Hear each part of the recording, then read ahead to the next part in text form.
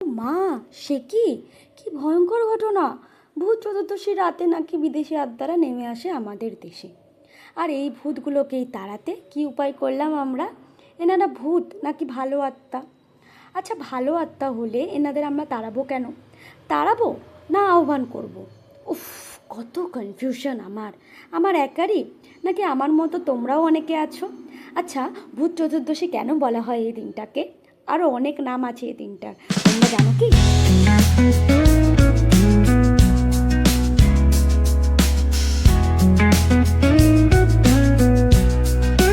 Hey everyone, welcome back to my channel, welcome back to Antara's live blog. Har Har Mahadev, কেমন আছো তোমরা সবাই? আজকে ব্লগটা শুরু করছি ধনতেরাসের দিন সারাদিন আমি উপোস ছিলাম। আর এখানে দুপুরবেলা রাতের খাওয়া দাওয়ার ব্যবস্থা হচ্ছিলো। দেখো, এখানে হচ্ছিলো আলুর দম আর সুজিটাকে বরফির আকারে কাটবো বলে এখানে সুজিটাকে সেট করতে দেওয়া হয়েছিল থালায়, সেটাই তোমাদের সাথে শেয়ার করছি। আর দেন পুজো হওয়ার পরে আমি এখানে ডিনার করেছিলাম। ডিনারে ছিল কাশ্মীরি আলুর দম, সুজির বরফি আর ফুলকো ফুলকো লুচি। তো খাওয়া দাওয়া শেষ করার পরে রাতটা সেদিন এরকমভাবেই কেটেছে। বাড়িতে পুজো ছিল, সেটা তোমাদের সাথে শেয়ার করলাম না। পরের দিন তোমরা সকলেই জানো এই দিনটা ভূত চতুর্দশীর দিন। আর এই দিন সকল বাঙালিরা আমরা 14টা শাক খেয়ে থাকি। তো কেন আমরা 14টা শাক খেয়ে থাকি সে বিষয়ে আমি পরে তোমাদেরকে বলবো। কিন্তু আমরা 14টা শাক খাই, আর এটা আমরা খুব ভালো করে মান্য করি। আর তোমরা কি জানো এই 14টা শাকের নাম কি? নাম কিন্তু আমি জানি, কিন্তু এই শাকগুলোকে ঠিক আমি চিনতে পারি না। সো এখানে দেখো, একটা একটা করে আমি তোমাদের শাকগুলো দেখাচ্ছি। আর আয়ুর্বেদ মতে 14টা শাক হলো, আমি একটা একটা করে তোমাদের সাথে নামগুলো শেয়ার করছি। তো প্রথম শাক যেটা আছে সেটা কিন্তু পালন শাক। তো পালন শাক এখানে ছিল। তারপরে আছে লাল শাক, দেখো এখানে লাল শাকও ছিল। তো সেকেন্ড শাক ছিল লাল শাক। থার্ড ছিল শুশনি শাক। শুশনি শাকের পরে কুমড়ো শাক ছিল, পাট শাক ছিল, মেথি শাক আছে, ধনে শাক, পুঁই শাক, নোটে শাক, আর এখানে মূলো শাকও ছিল, আমি মূলো শাকও এখানে পেয়েছি। তো কলমি শাক আমি তোমাদের প্রথমেই দেখিয়ে দিয়েছি। ঘিমে শাক ছিল, সর্ষে শাক ছিল, তারপরে ছিল লাউ অথবা হিংচে, এই দুটোর মধ্যে যে কোনো একটা শাক এখানে ছিল, আমি ঠিক চিনতে পারিনি। তো বাংলা ঋতুর প্রকোপটা অন্য প্রদেশের থেকে না অনেক বেশি হওয়ায় মনে করা হয় ঋতু পরিবর্তনে এই মরশুমে এই শাক খেলে শরীরের রোগ প্রতিরোধ শক্তি মজবুত হয়।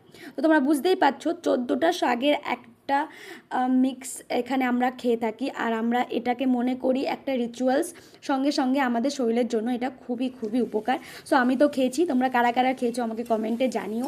তারপর এখানে দেখো, যেহেতু ভূত চতুর্দশীর দিন, সো নিরামিষই খেতে হবে, নিরামিষ আমরা বাড়িতে খাচ্ছি। সেখানে আমাদের খুব সিম্পল একটা লাঞ্চের ব্যবস্থা করা হয়েছিল, খুব সিম্পল আমরা একটা খাওয়া দাওয়া করেছিলাম। সেখানে দেখো, এখানে আমি 14টা শাক ধুয়ে ভাজা বসিয়ে দিয়েছি। আর একদিকে আমি তোমাদের দেখালাম আলু আর বরবটি ভাজা হচ্ছিল। সো এখানে এই দুটো সিম্পল রান্না, সঙ্গে ছিল ডালটা হয়ে গেছিলো। তো আমি দেখো এখানে দুপুরের লাঞ্চ রেডি করে নিচ্ছি। লাঞ্চে ছিল সিম্পল স্টিম রাইস, সিম্পল ভাত, যেটা আমরা বাঙালিরা খাই। আমি তো দুপুরবেলা ভাতটাই প্রেফার করি, তো আমি তো ভাত খাই। সো এখানে দেখো আমি ভাত বেড়ে নিচ্ছি। ভাত বেড়ে নেওয়ার পরেই আমি এখানে দিয়ে দিচ্ছিলাম বরবটি আলু ভাজা, যেটা ছিল শুধুমাত্র কালো জিরে দিয়ে ভাজা, আর কিচ্ছু পড়েনি এর মধ্যে। আর হ্যাঁ, শুকনো লঙ্কা ছিল। তো আর দেন ছিল এখানে 14 শাক ভাজা অ্যাজ ইউজুয়াল, যেটা আমি তোমাদেরকে বললামই আজকের লাঞ্চে এটাই হবে। আর সঙ্গে ছিল ধনেপাতা দিয়ে সিম্পল ডাল, তার মধ্যেও কিচ্ছু ছিল না। তারপরেই আমাদের যে লাঞ্চ করার পরেই আমি বসে গেছিলাম একটা অসাধারণ কাজে। এটা একটা আমার জন্য সত্যি কথা বলতে এমন একটা এক্সপিরিয়েন্স আমি ভূত চতুর্দশীর দিন পেয়েছি। তো অনেক অনেক মাটি দিয়ে নিজের হাতে প্রদীপ বানাবো। সো দেখো, এখানে মাটিটাকে আমি খুব সুন্দর করে ছেনে নিচ্ছি। এখানে আমি আর আমার বোন ছিলাম, দুজনে মিলে আমরা মাটির প্রদীপ তৈরি করব। তো মাটিটাকে আমরা ভালো করে ছেনে নিচ্ছিলাম, যাতে একটা ভালো টেক্সচার পাই আমরা প্রদীপটাকে ভালো শেপ দেওয়ার জন্য। আর এখানে দুপুরবেলা আমরা প্রদীপ বানাতে বসেছিলাম। তো দেখো চারিদিকে কত সুন্দর পাখি উড়ে বেড়াচ্ছিল, আর খুব মজা লাগছিল আমার নিজের হাতে আমি প্রদীপ বানিয়ে পুরো বাড়িটাকে সাজাবো। তো ভূত চতুর্দশীর দিন তোমরা সকলে জানো 14টা মাটির প্রদীপ পুরো বাড়িতে জ্বালাতে হয় 14 পুরুষের উদ্দেশ্যে। তো এই সংক্রান্ত অনেক গল্প আছে। তো সেই গল্পগুলো অনেক রকমগুলো গল্প আমি শুনেছি, বা অনেক রকমের গল্প জেনে থাকবে তোমরা। সো আমাবস্যা সাথে সাথেই শুরু হবে মা কালীর পুজো ও দীপাবলি।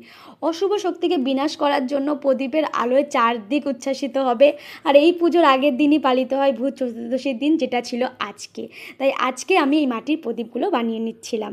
সো ভূত চতুর্দশী এই দিনটা এলে বা এই নামটা শুনলে প্রথমেই তোমাদের মাথায় কী আসে? সো আমি যখন ছোটো ছিলাম তখন তো প্রথমেই আমার মাথায় আসতো ভূত, এই দিন ভূতেরা আসেন আমাদের সাথে দেখা করতে, এই দিনে চারিদিকে ভূত থাকে। সো আরও অনেক গল্পের মধ্যে আরও একটা গল্প যেটা ছিল সেটা হচ্ছে 14টা প্রদীপ আমরা এই কারণে জ্বালিয়ে থাকি যেহেতু আমাদের সাথে এই দিন 14 পুরুষেরা আসেন দেখা করতে। এবং আরও অনেক গল্প আছে, তার মধ্যে যে গল্পটা আমার সবথেকে বেশি ভালো লেগেছে, যে গল্পের মধ্যে আমি ইমোশন খুঁজে পেয়েছি, সেটা হচ্ছে প্রদীপ তো আমরা সকলেই জ্বালাই।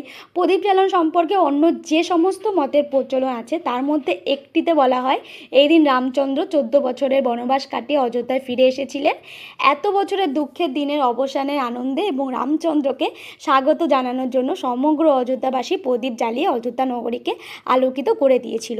সেই থেকে এই প্রথা চলে আসছে। সো এটা তো একটা গল্প যার মধ্যে আমি অনেক ইমোশন খুঁজে পেয়েছি।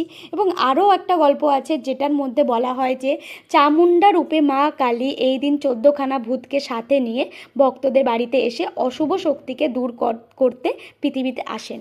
তো এই গল্পগুলোর মধ্যে আমার তো এই দুটো গল্পই শোনা আছে, আর দুটো গল্পই আমার খুবই ভালো লাগে। প্রথম গল্পে আমি অনেক ইমোশন খুঁজে পাই, আর নেক্সট গল্পে কিন্তু অনেক সত্যতা আছে।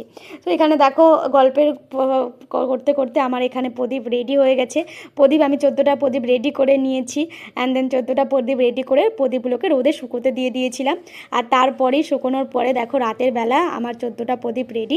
এখানে আমি বাইরে থেকে 14টা মাটির প্রদীপ যেটা কালার্ড করা ছিল, সাজানো ছিল, সেই রকম আমি কিছু প্রদীপ নিয়ে এসেছিলাম।